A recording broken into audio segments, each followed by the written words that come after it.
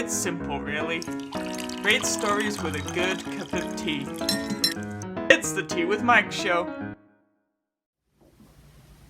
On this episode of the Tea with Mike show, we welcomed Rich Glow to the show. Rich is a business owner, a DJ, and a music enthusiast. So grab a cup of tea, sit back, and enjoy. Alright guys, welcome to another episode of the Tea with Mike show. Joining me for this one is Rich. Welcome to Tea with Mike, Rich. Thanks, Mike. Looking forward to it. Yeah, so welcome to the show. So where do you call home?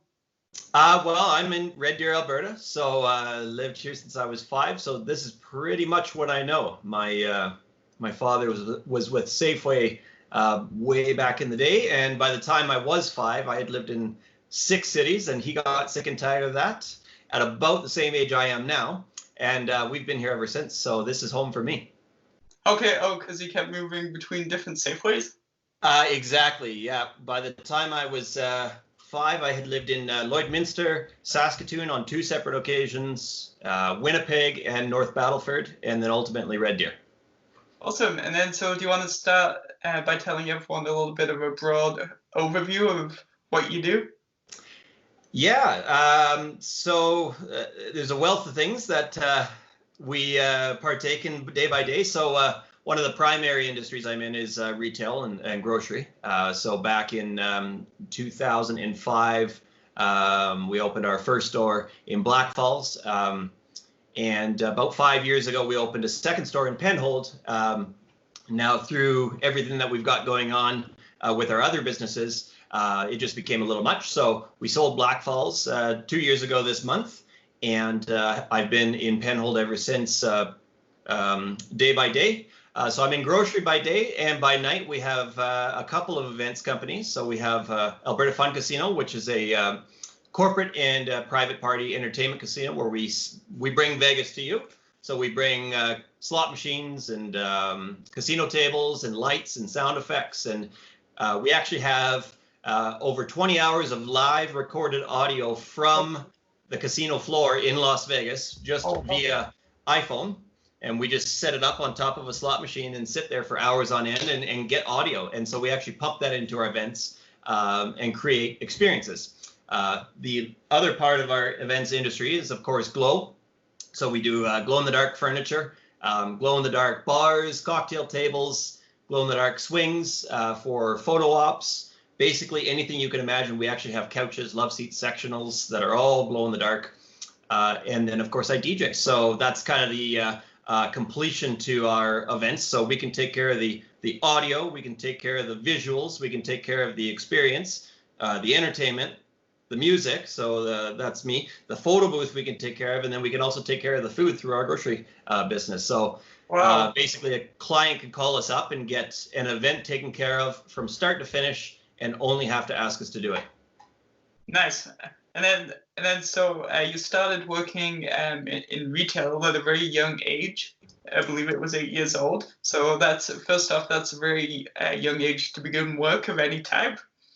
So I'm curious to know what you were doing at 8 years old for work. Well, I was primarily reading Archie comics behind the cash register, but I worked for my father from 8 years old until about 14 in his first store, which was a much smaller store than the one we have today. So his first store was about 2,700 square feet. So it was a full service grocery store in a compact footprint. So he took his experience with Safeway and applied it into a smaller setting. So between those 6 years there at that business, I ran the cash register. I would do everything that a stock clerk was expected to do, from rotate products, fill milk, check dates. And I just, I picked up on it.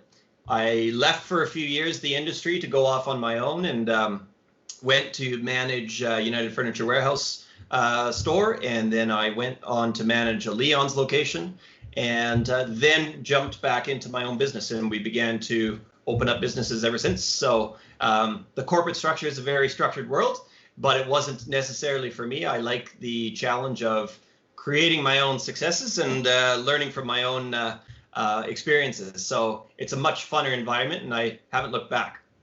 Fantastic. So we've kind of already mentioned it a couple of times. So what role did your parents have in your early childhood, and maybe even still today?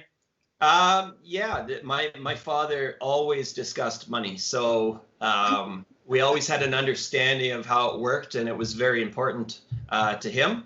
And I've definitely found the same thing that I've been talking to my kids about, and my almost 8-year-old daughter is understanding what a value of a dollar means and how you have to work for it, and she's already begun to save money. Part of her school project this week was actually if you won $100, what would you do with it? What would you buy with it?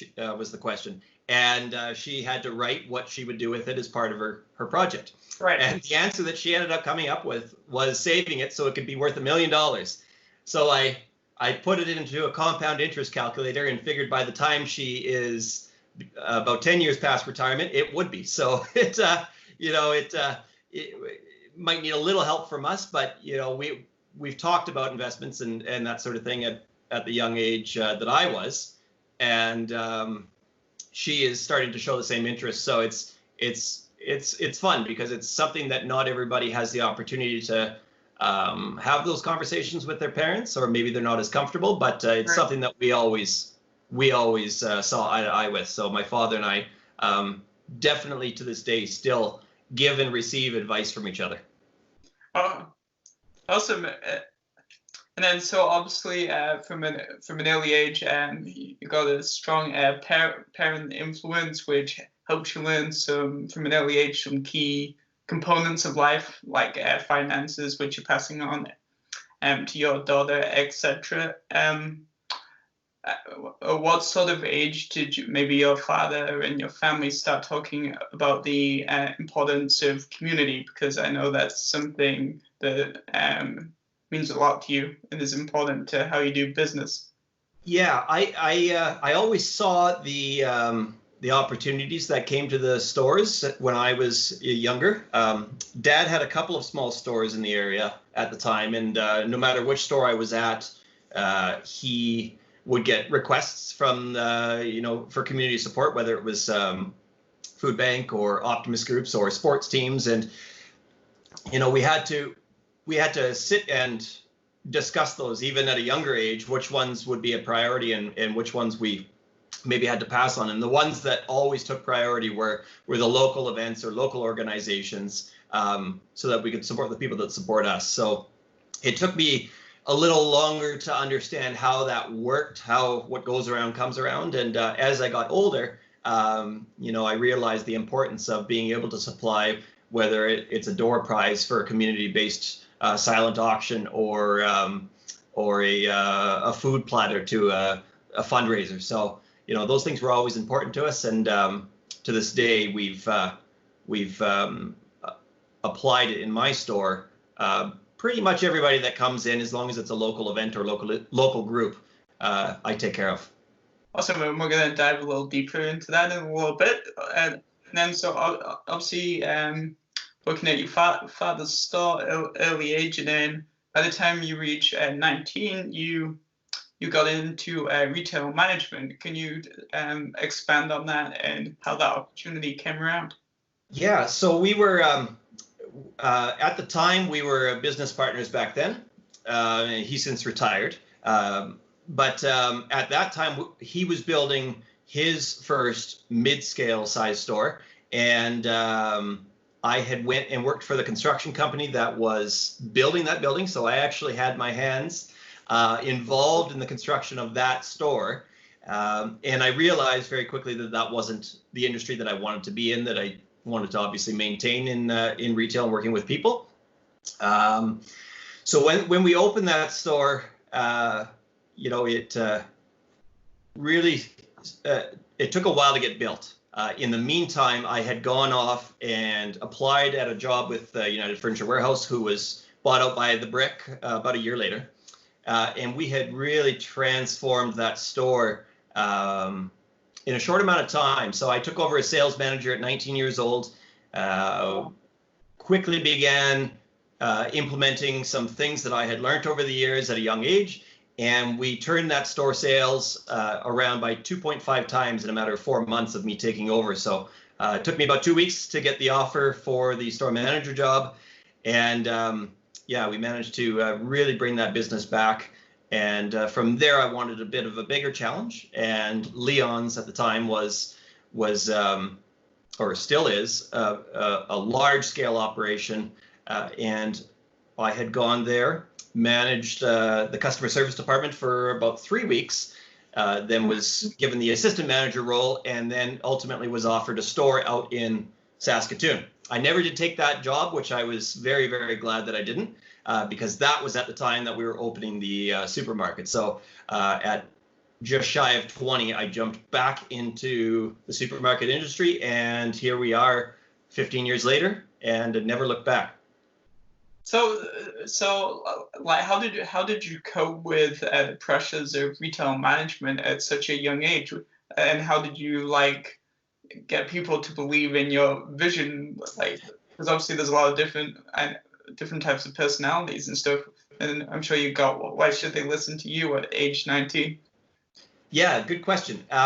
Something that I definitely faced at United Furniture was a different expectation of age, and those who didn't know how old I was assumed I was older, and those who did know how old I was really worked well with me. They, you know, we had employees at the store on our team that were as old as 65, and everybody had a really good relationship there. And I took what I had learned from working with my family as a child and a teenager and applied it at a young age. I look back now and I realized how little I did know about working with people, but at the same time, I also realized what anybody at any age can accomplish, because there was no special treatment. I went off on my own, wanted to work with these companies and get an outside experience, and yeah, it worked well for me. And you know, the expectations from the employees was really result based. You know, there was not the concern about my age. It rarely came up, and when people did find out, including my district manager at it took him about 6 months before he found out how old I was, and then he just couldn't believe it. You know, I never really brought it up because I didn't want it to be a hindrance in any progress or any opportunities that came up, and it never was.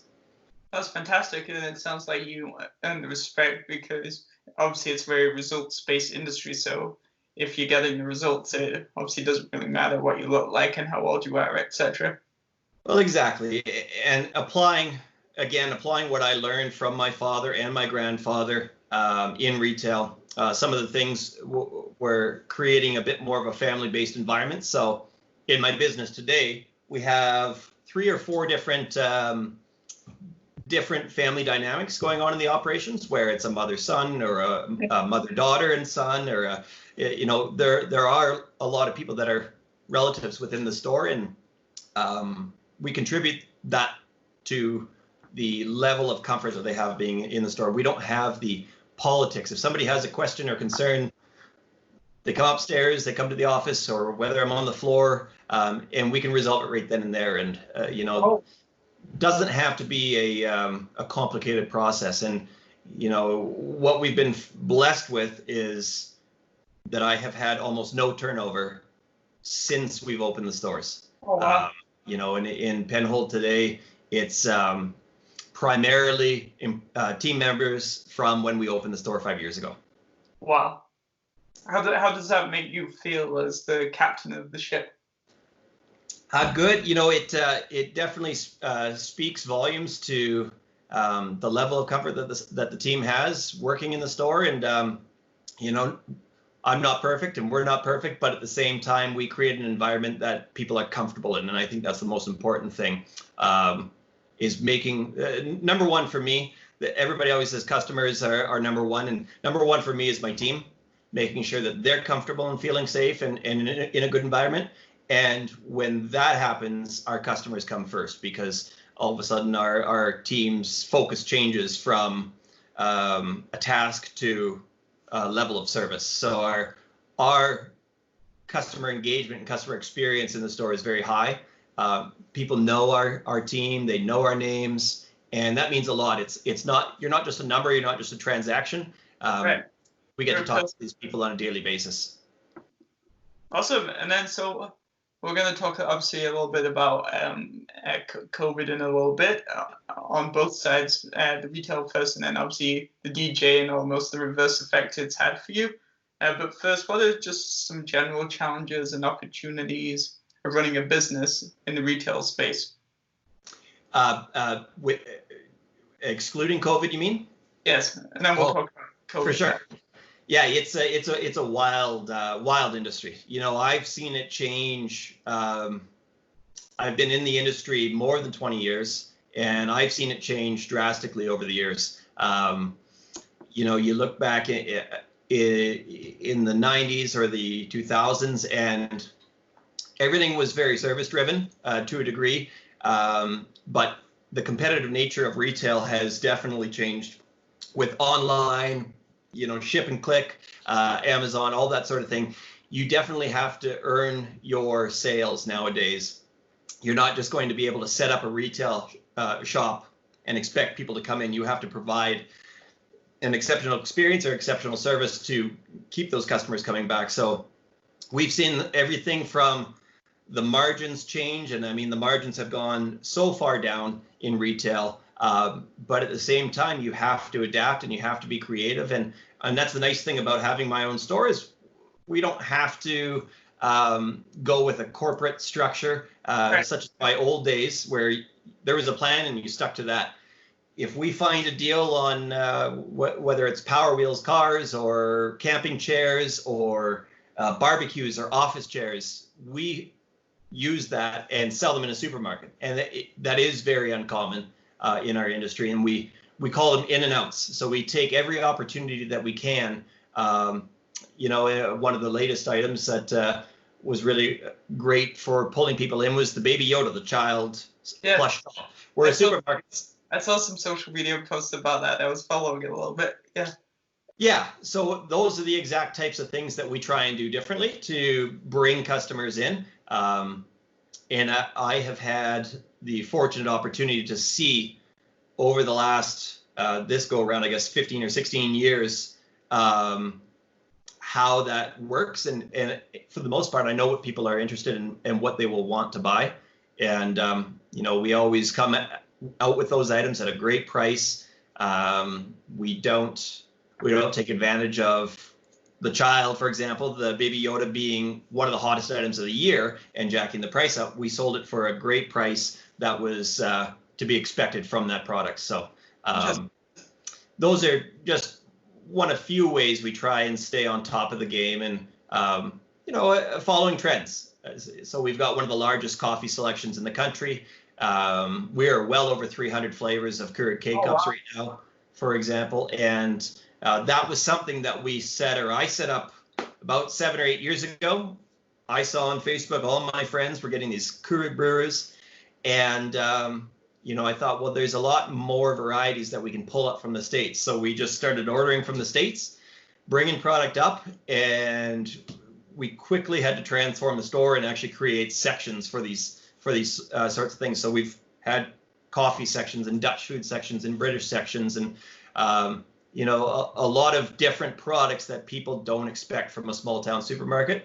That sets us apart because everybody can sell dairy milk and bread. Yes. But if you can create a different experience and a different shopping habits or opportunities for people to buy, then, you know, people talk about it and they feel comfortable with your business. Awesome. And then just going back to that Baby Yoda point, and even through all your years working in the industry, have you found that by not jacking up the prices and selling it at the margins that make sure you don't make a loss, but kind of keep the customer happy? Have you seen your number of returning customers increase? Oh yeah, definitely. A lot of those opportunity buys, we either try and take advantage of when we find a great price on it. And if we can't find a great price on it, then we will actually go to the wholesaler or the manufacturer and try and set something up one-on-one. And again, this is how retail has changed. Back in the day, we actually had a video game section in our store where we would buy and sell, we would sell, PlayStation and Xbox games. And what we would do is I had a contact at Future Shop in Red Deer, Future Shop that's since closed. I had a contact at Future Shop, and we would make a deal with them where we would purchase the games from them. They would mark it up a couple dollars over their cost.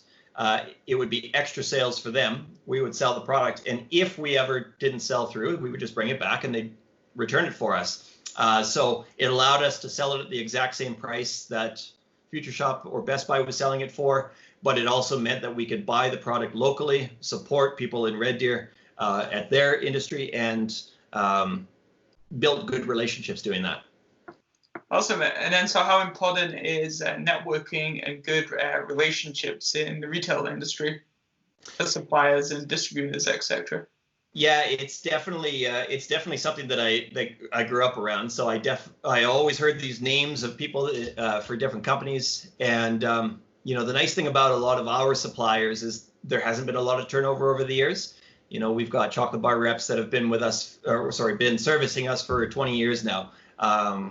We've got our local pop reps that it's been the same face since the day I started. So it helps having those relationships because you're able to deal with somebody on a one-on-one personal level versus just picking up a phone and you're just a customer of theirs. So and this is very similar to how we find our own customers. We know them by name. We know what they do, or we know about their shoulder injury or their surgery coming up, and that's the different mentality between business and personal. We're able to combine the two in a good way.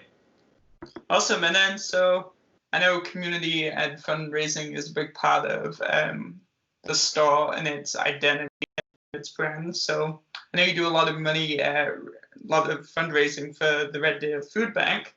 So first off, how did you get involved with fundraising for this particular cause?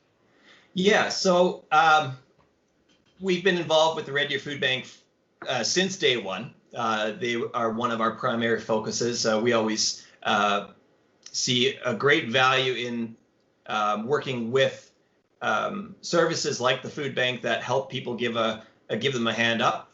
And for those that are in need, they shouldn't have the struggles of having access to food or fresh food or diapers or hygiene products, and working with them allows us to actually get the product out there. We don't have the resources or the storefront to be able to fully help everybody, but the food bank does. It's a destination for many. So over the years, we directly donate all of our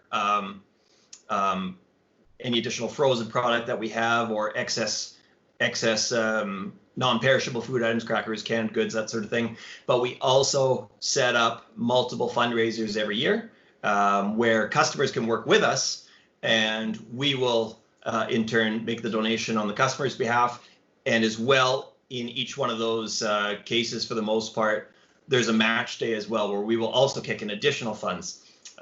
So one of our latest food bank donations, in a year, normally we raise about $75,000 in food or food-based products for them. One of our latest ones in April was the social distant dance party. Right, which I saw a couple of live streams as you go into different neighborhoods. Exactly. Yeah. So what that was, Mike, was me working 12 to 15-hour days during all the COVID crisis.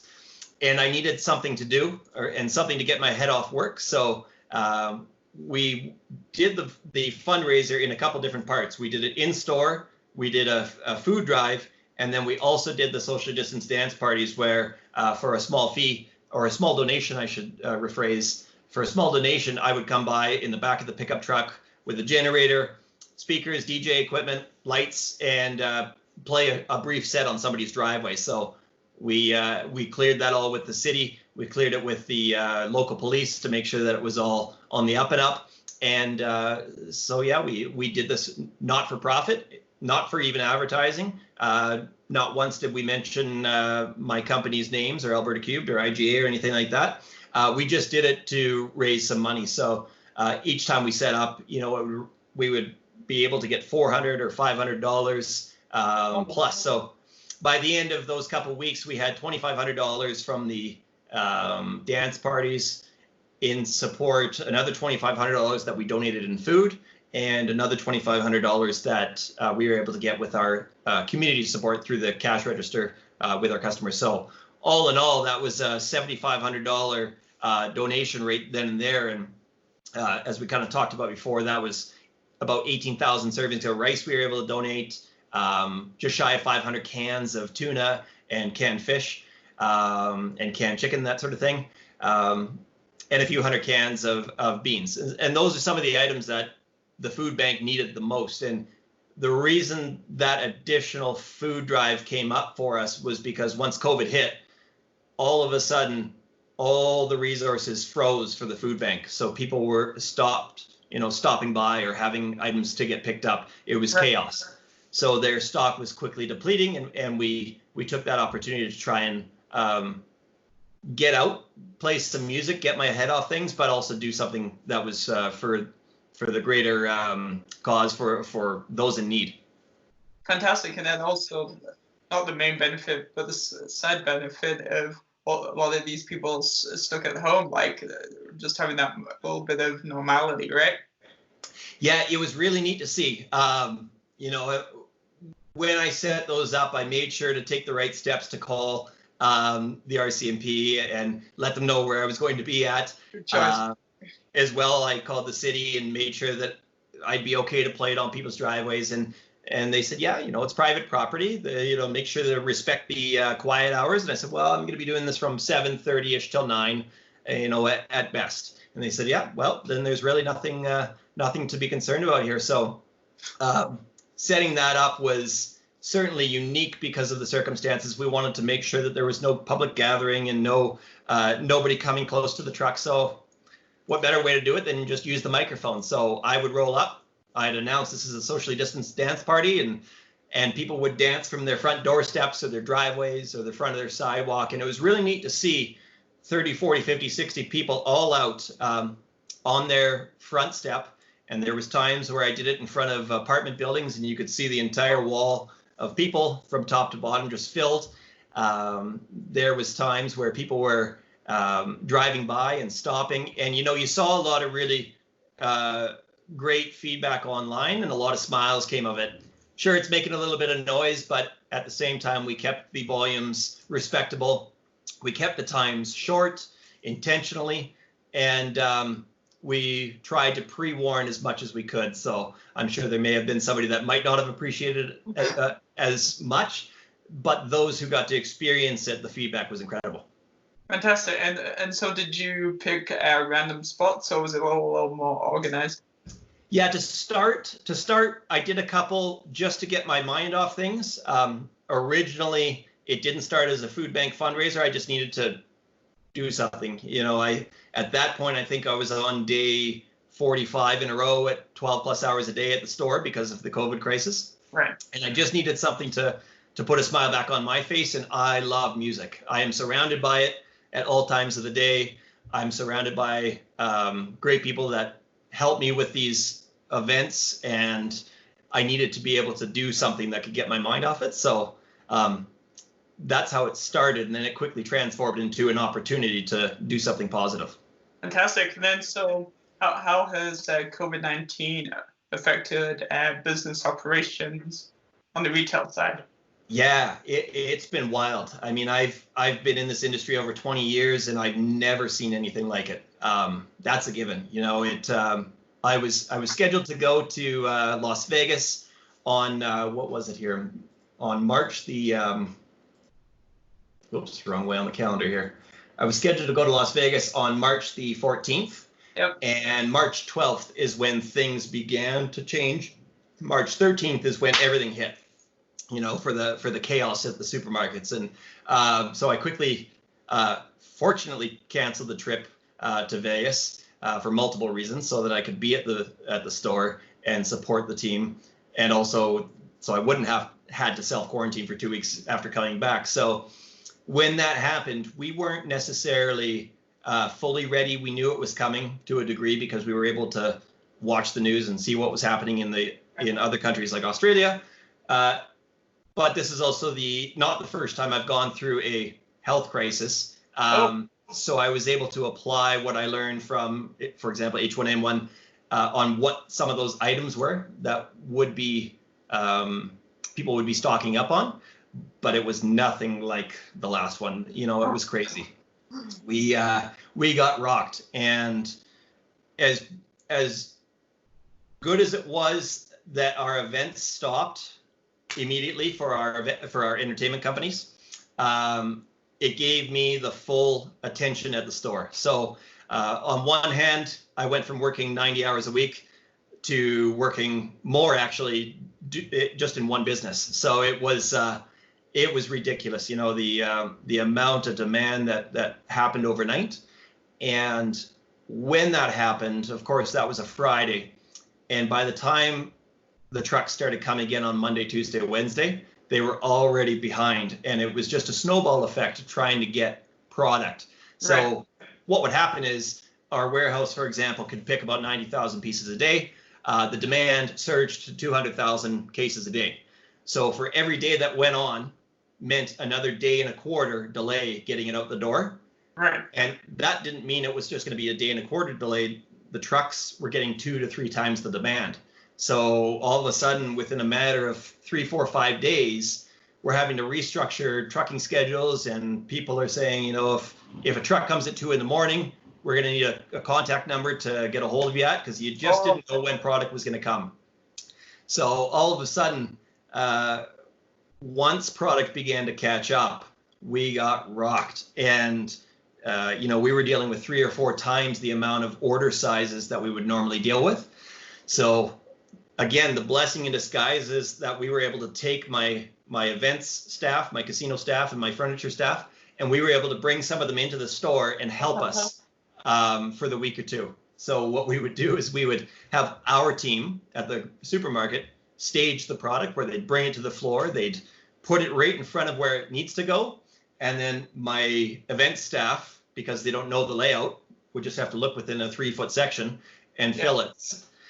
So we took each punch as it came, and you know, it again, being independent meant that we had to think a little differently, and that meant setting up about a dozen new import companies. So if we couldn't get flour from our main supplier, then we set up another company that would get us flour, and then we set up another company that got us hand sanitizer, and another company that got us bleach. You know, we took the opportunity for us being small and applied it with instant, you know, reaction time to be able to get these items. So more or less, we ran out of almost nothing during all this. You know, we had yeast, we had flour, we had Lysol wipes, we had bleach, and these were all the items that the local area, or for the country for that matter, couldn't find, and we had it available. And we put limits in place very, very early. And again, it was an educational process. We had to come out and produce videos online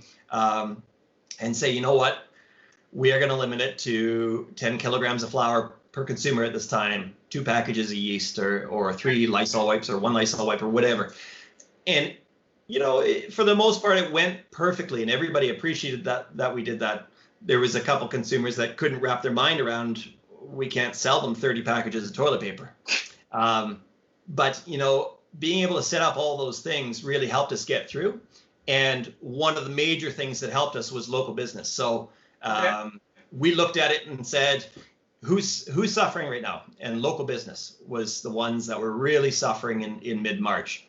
So we picked up the phone and we called Wild Brew Kombucha out of Red Deer. We called Nixon Honey Innisfail. We set up accounts with Troubled Monk for their hand sanitizer, All Clean Natural. There's a gentleman out in Delburn that produces commercial toilet paper. So I called him and I said, how much toilet paper do you have? And he said, I've got 1,600 packages. I said, great. What time can you be there? We'll be out with a truck and trailer. And so setting up those local accounts not only helped us fill the void and fill the need for the consumer, but it also helped, to what degree, I don't know, but it helped to a degree these local businesses keep plugging forward when they didn't have a storefront anymore to sell these items. So it was really interesting how these local businesses froze, but then helped us when we wanted to help them move products. So it was a really good situation. Fantastic. And so we're just going to take a brief pause for a little tea fact. And so the tea fact for the episode is green tea is touted to be one of the most healthiest beverages on the planet, and it's loaded with antioxidants that have many health benefits, which includes improved brain function, fat loss, protecting against cancer, and also lowering the risk of cancer. And this comes from healthline.com/nutrition. So green tea, we've got lots of it. There you go. So, no wonder you're looking so young. That's right. Awesome. And then so then on the flip side, so you got the retail, you've got this passion for continuing to help local businesses and those suffering the most in the local community. But then you also love music and the entertainment industry. So how did you first become interested in music?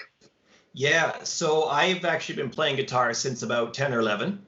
I one day said to my mom, there was one thing my mom was always very attentive to, and it was anytime I said something was of interest, she would really throw a dart at it and try and encourage me to do it. I have two older sisters, and they were both out of the house at that point when I was younger, because they're much older. And one day I had said, you know what, I was thinking about learning guitar because I liked music, and next thing I know, there's a guitar and a small amp on my bed, and I'm signed up for lessons.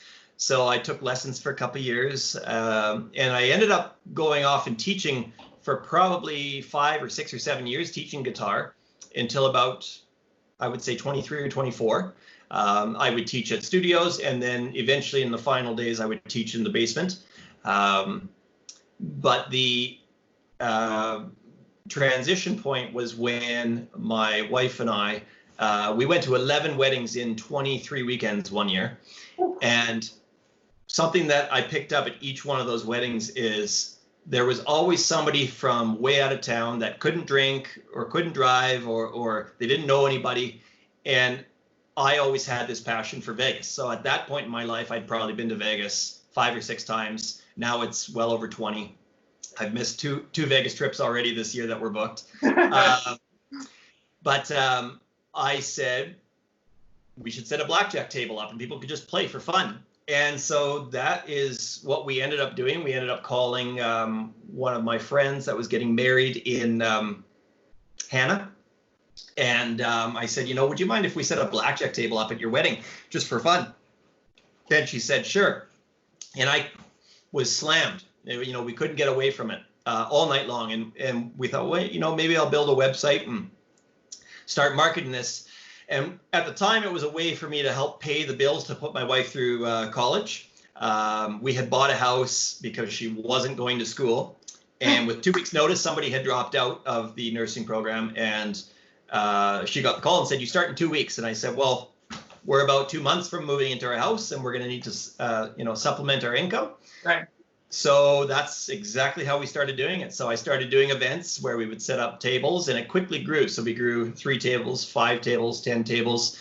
And we wanted to create an experience that people in town, whether it's Red Deer, Edmonton, or Calgary, could go to an event and say, well, that was different.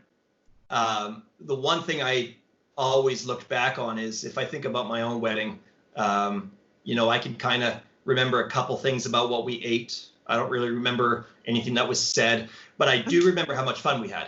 And that was really where the transitional point was of, if we can create a memory of how somebody felt, you know, if they remember how good they felt at an event, that was the goal we wanted to achieve. So every year forward, we started growing, and we, for almost a decade, every single year we add a new service. You know, we add slot machines or lights or sound effects or music.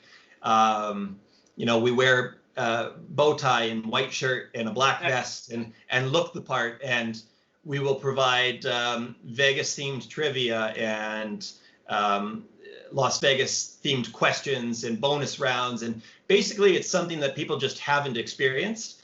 And that's why we continued to grow, is we changed the way that the events were being done in town. And then we just kept reapplying, you know, like, hey guys, if you don't want to do a casino next year, we've got this great glow in the dark furniture and we can set up an entire room and it can be an ultra lounge. And maybe next year you want to use our inflatable pub. We've got a 30 by 27 foot pop-up Irish pub. And it's like an inflatable bouncy castle with no floor. So you walk up to it and it looks like somebody's got an Irish pub right in the middle of the hotel banquet room or right in the middle of the field. You know, so it was all those things that we were trying to do something different. Nice. And so because you kept mixing it up, did you see some of these singular customers become repeating customers? Yeah, a lot of our customers are 5 or 6 or 7 year customers. They get us at least once a year. Some of our customers get us 2, 3, 4 times a year to come entertain, whether it's for their staff or maybe their charity golf tournament or their house party. You know, we see them in all forms, and it's really nice to know that they love the team. And we also try and we've got about 60 staff locally doing events. And we try and pair those clients with repeat faces because they're like a little family. You know, at the end of the day, our team gets to sit down with those people for 2 or 3 hours and have fun with them. You know, we don't hire casino dealers. We hire entertainers. You know, we hire people that are fun, that know how to talk to people, that get along with people, that know how to crack a joke in good humor. That are quick to think about these jokes. And again, it's all about changing the way that they left that event feeling going, oh man, that was fun. You know, that's ultimately the goal. And where that all began was Las Vegas. You know, I just became obsessed with the lights and the sounds and the excitement. Not a big gambler, ironically. Did it a little bit when I went there the first time at 21 years old. But aside from that, I really just go for the entertainment, the shows, the music, the lights at the clubs, you know, and it's just a breath of fresh air when you get there, but then you can hop on a plane and get home. And so if people don't have that opportunity to do that, or they can't, well, of course they can't fly their staff of 30 or 50 or 100 down to Vegas, we can bring it to you. And that was the whole concept behind doing the events. Yeah. So nice. So then it's a very smart concept. So then how did you get into DJing a little more? Yeah, so because music was always a really important part of my life growing up, I've always had the instruments around me. And yeah, one day I had always been passionate about a lot of varieties of music, a lot of genres. I grew up with long hair playing in a metal band. Oh, awesome. I have played in alternative rock. But I've really enjoyed and found love for dance music. So anything house-based. I just love house music. You know, the energy that it brings and you know, you can dance to it and it's just uplifting. And I guess that's the exciting part about house music. And we just started going to shows. You know, we started going to local DJs. We started going to big name DJs. We started traveling. My wife and I were always massive on traveling. We tried to go a few different places each year, except for this year. We try and go somewhere every few months. And, you know, part of being in business is, yeah, there's a lot of long hours, but the reward for me is having the flexibility of saying, you know what, we're going to go to wherever for a week, or we're going to go wherever for 3 years, three days for the weekend. And so, yeah, once we started to transition our trips, we began to transition our trips around, okay, well, there's a music festival there a week later, so we can go there, travel, and do a music festival. And so we started doing, I'm going to say 3 or 4 music festivals every year, where it's 3 days of just nonstop music. Some people might think that's a bit much, but at the end of the day, a lot of the festivals we've gone to are 8, 9, 10, 11, 12 different stages. Right. You know, they're 12, 13 hours a day that it's going. And if you're feeling a different vibe, you need a different genre of music, then you just go to that stage. And those stages are themed. And again, with our events, every time we've gone to one of these things, we've always taken away ideas on how to apply it to our own events. And I mean, even this, we went to a music festival in Atlanta in 2014, and it was called Tomorrow World. And we had the comfort passes, so it was a bit lounge pass or VIP pass, they call it. And we saw inflatable furniture. And now this is not inflatable, but we came back and I said, I would love to have that inflatable furniture for events because it can be cleaned, it can be sprayed down, washed, whatever, it's waterproof. But I feared, somebody's keys being in their pocket going through it. So we started looking into plastic production, and we got in touch with a manufacturer that was able to apply their LED lights within furniture. So some of it was already being produced, and we just bought it as it was. And then we also had that manufacturer customize some of the furniture that we have today. So again, every time we've gone somewhere, we've taken ideas away on how we can do it and bring that experience back. And it all comes back to how did I feel when I left that event and what made me feel that way and what did I remember? And this was just one of the many ideas that we have taken away from something while traveling. Awesome, fantastic. So you when you look like you're having fun, you're always learning and evolving. So fantastic. So what are some strategies do you have for getting a crowd going of all different types of sizes? Getting a crowd going? Yeah. Just being human, I think. A lot of people, with a lot of my team members, even, for example, are maybe not as comfortable on a microphone. I have no issues picking up a microphone, whether it's in front of 50 people or 5,000 people. We do it all the time. And one of the things that I value is that even though we've got a team of about 60 doing events, during the Christmas season, we'll be able to do 4, 5, sometimes 6 events per night, doing Christmas parties and corporate events. And again, that's all been because of our client base. It never started out that way. But the thing that I value is I will go to just about every single one of those events, pop in, talk with people, grab the mic, do some trivia, do some jokes, whatever. Our team does a great job at it. But I like to stay involved because I know a lot of those faces over the years and a lot of those people. And yeah, it's just talking to them and feeling comfortable on the mic or feeling comfortable in front of a group. It's really no different when you're playing guitar in front of a crowd or playing drums in front of a crowd or DJing. You just have to be comfortable with your space and treat it like nobody's there. And you can even go further and say just like talking to a returning customer at your retail store too. Exactly. Yeah.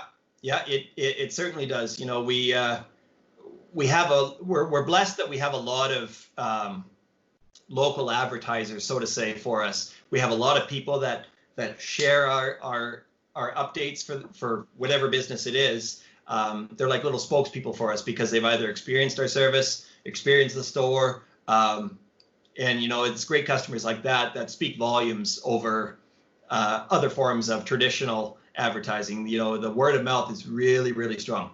And ultimately, what's going to keep you in business through all these unexpected events like COVID coming up? Yeah, exactly. It's amazing all the things that we've had to adapt over the last few months with from PPE safety measures in place. One of the first things we did in March was apply the hand wash stations, the one-way aisles, the floor markers 6 feet apart, and we really tried to take the quickly evolving retail landscape and get it done right the first time. Right. And we were blessed that our numbers have been low until recently. That has changed, but we always try and be ahead of things. I value being proactive versus reactive. So, today, for example, we announced on Facebook on our supermarket page that our team will be wearing PPE moving forward. And it's again, we recognize it's not for ourselves, it's for everybody around us, because without the customers, we have nothing, so if the customers aren't there, Right. then you're just another supermarket. No jobs, no helping the community more. It's a vicious cycle. Yeah. Exactly. And we need to do what's best for our staff. And again, circling back to my comment, my staff is number one, making sure they're comfortable, and then my customers come next. We need to create a healthy work environment that people want to work in. And once we establish that and meet their needs with whether it be comfortable cleaning procedures or personal protection, then that transitions back into the customers coming in. Again, our staff in a very similar manner to our customers speak volumes for us. They're out there, they're talking to people online, and it really, really does help us make people feel comfortable coming in. Fantastic. And then, so what's the smallest crowd you've ever played for? DJing, you mean? Yes, DJ. Well, it would be private events, I guess. I've done my own parties, and it ranges from, I guess it could be anywhere as low as 30. In October, I was fortunate enough to be DJing and actually closing out an event called Scream in Edmonton. So it's a event put on by Boudang, who's one of our great clients for our LED furniture. And what we had done is we brought our pop-up pub, we inflated it, we decorated it with ghosts and lights and smoke and like fake grass and fake tombstones, and we turned it into a haunted house. And so for me, loving dance music, it's such a blessing that we get to use our furniture in that industry. But at the same time, I was able to DJ that and close that event out. And that event had 9,000 attendees. And I was given the opportunity to be one of the 3 DJs closing on one of the 3 stages. So it was a pretty incredible experience. And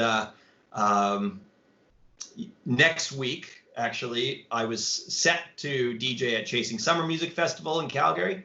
That is an event that we've attended for the last 4 or 5 years, providing their VIP lounge with LED furniture. But again, through building those relationships with Live Nation, I was able to close at the Live Nation's president in Canada, Harvey.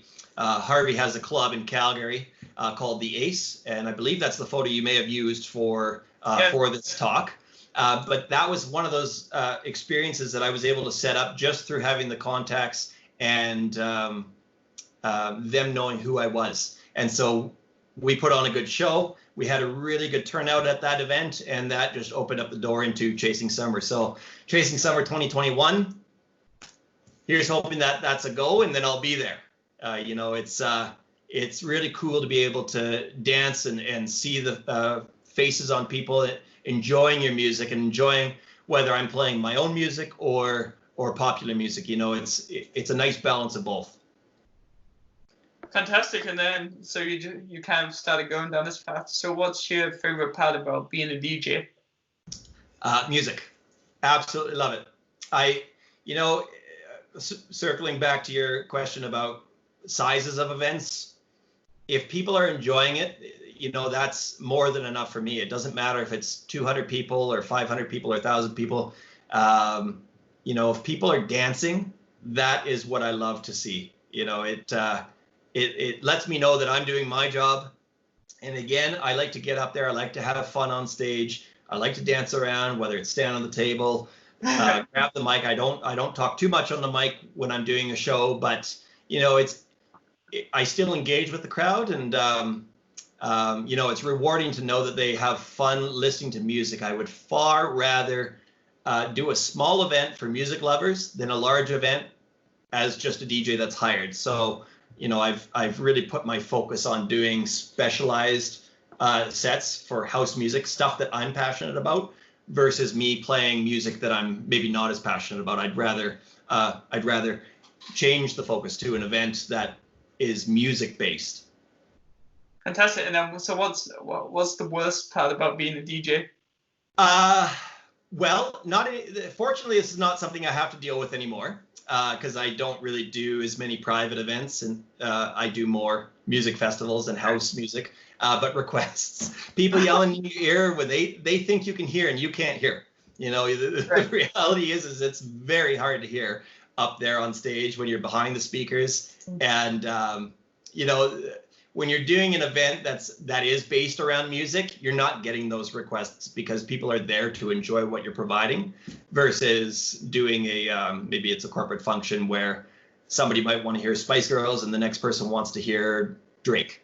That's that challenge, and that's the one I'm not as passionate about. But that's definitely something that is going to have to change with all this, with 2020 evolving. We've already put into place that if I do an event that is smaller and not specialized in house music, not a festival, that requests are not going to be shouted in the DJ's ear or our team's ears or our artist's ears. They can text it in, or they can use an app to make a song request. So again, that's not something that happens in a festival environment, but it's something that is evolving and it does need to change. Interesting. And then so obviously when things return to whatever the new normality may be, and it is probably obviously one of the largest impacts apart from travel has been on the event space. Have you thought of a strategy on how you're going to pivot and evolve your business to bring in new business? Yeah, so you're talking with the events? Yes, on the event side, yeah. Yeah, great question. So with the furniture, we've already experienced bookings. We've seen a lot of traction with weddings. Weddings is not something we normally focus on because they are smaller based events. We like to do events that are 1,000 people or 2,000 people or 3,000 people. However, we will take any business that people want to work with us on. So weddings is something we've seen now. With the furniture, we have a complete overhaul of our disinfecting and cleaning procedures. We have PPE involved, gloves when we're delivering it. On the casino side, we haven't quite committed to reopening that yet, and there's a few reasons. Mainly the PPE. So if customers want to do an event at this time, there still is physical distancing involved, and with people crammed at tables, we're telling them at this point it's mask, hand sanitizing, or there's no entertainment. And that's where we're at today. It's not where we're going to be at tomorrow, but for now, if you want to do one of those casino style events, there does have to be some change. Also, and then, so do you think we'll see any permanent changes in the event space moving forward on maybe the way events are delivered? Oh, definitely. We rent hand wash stations now. That's something that we didn't even think of years ago. But we've definitely seen the needs change from what people need for their event. And we've also seen things even change down to venues. This has been a really challenging year for some. We're fortunate in the sense that we were able to just put everything on hold, and that's okay. We were able to get through and just let it ride out. But there are other companies that take venues, for example, that have bills, they have mortgages, they have insurance, they have land taxes, and they still have to meet those needs. So we've seen a lot of changes in restaurants and hotels where all of a sudden that venue is no longer. So we are committed to working flexibly with our clients, whether it's a date change that was affected by COVID. We're being really easy to work with. No fees for changing dates. If your date is in question, even if it's in October and they want to change the date, again, we're saying no problem. Their Christmas parties, if they want to move it till 2021, again, we're saying no problem. Let's move it forward. We don't want to be difficult to get along with, right. But at the same time, I really feel for the businesses that don't have the resources to cancel 300 events like we did, and to move forward with that. A lot of these smaller businesses, if they're canceling events, all that money goes towards their overhead. Again, like we said, their mortgages or their truck payments or their car insurance or whatever the case may be. I feel that pain. However, we are fortunate that we aren't a small guy and we are able to just let it ride. Have you found that most people are rebooking and they're optimistic for further down the line, or? Yeah, there's still some hesitation. Even today we are dealing with a couple different clients for December. There's still optimism that those events will happen. We're not going to penalize them if they do have to transition the dates, because we do understand the importance of it. And especially if it's a casino-based event, we have to understand that everybody's touching those chips and standing side by side. So, we have different disinfecting protocols ready to go after events, clean the chips, clean the tables and that sort of thing. But we've seen some good optimism, but it still hasn't fully started back yet. Normally at this time of year, we're sold out for Christmas. Oh, wow. And right now we're just starting to see some bookings trickle in. So it is definitely going to be an interesting 2021. We expect March, April, May, maybe to see a ramp up. Depends on how the fall goes. But we expect a lot of Christmas parties to actually just hang tight and happen in the spring. Interesting. Cool. And then obviously very, very crazy life when one industry takes a pause, the other one ramps up. So in the few moments that you do have, what do you like to do to relax? Well, ironically, a lot of my relaxing happens to be playing music. So right. I love recording music and making music. But at the same time, I also am very social and very active. So this has been a challenge for me to adapt. I love heading out for a couple pints and some wings with the buddies. Big golfer. Have fortunately golfed more this year than I have in the last 3 years combined because of all the circumstances. Right. And travel. So not traveling is certainly one of the hardest things for me. Because I love to see the world, but it's where we're at right now. So once everything's safe to do so, I expect that I'll be taking a few months off.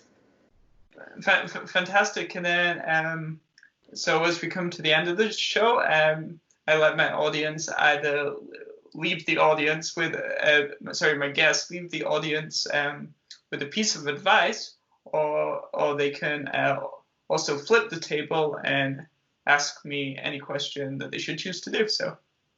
Absolutely. Yeah, I'd if I was going to leave a piece of advice based on my experiences, is think outside the box. We try and do things differently, and we try and create, in any of the industries I'm in, we try and create an experience that is different than the expectation. Fantastic. And you would probably argue that that's what helped you stay in business for so long, as those unique experiences and then increasing the amount of returning customers. Exactly. Yeah. Perfect. Well, thank you so much for being on the show today. A pleasure, Mike. Thank you for having me, and hopefully everybody enjoyed the show, and look forward to doing it again one day. Sounds good. All right, guys, thanks for watching. And like Rich said, we do hope you enjoyed the show. And if you enjoyed this episode with Rich, then go explore some of the other episodes on my website at teawithmike.com. Thanks, Rich. Thank you, Mike. It's the Tea with Mike show.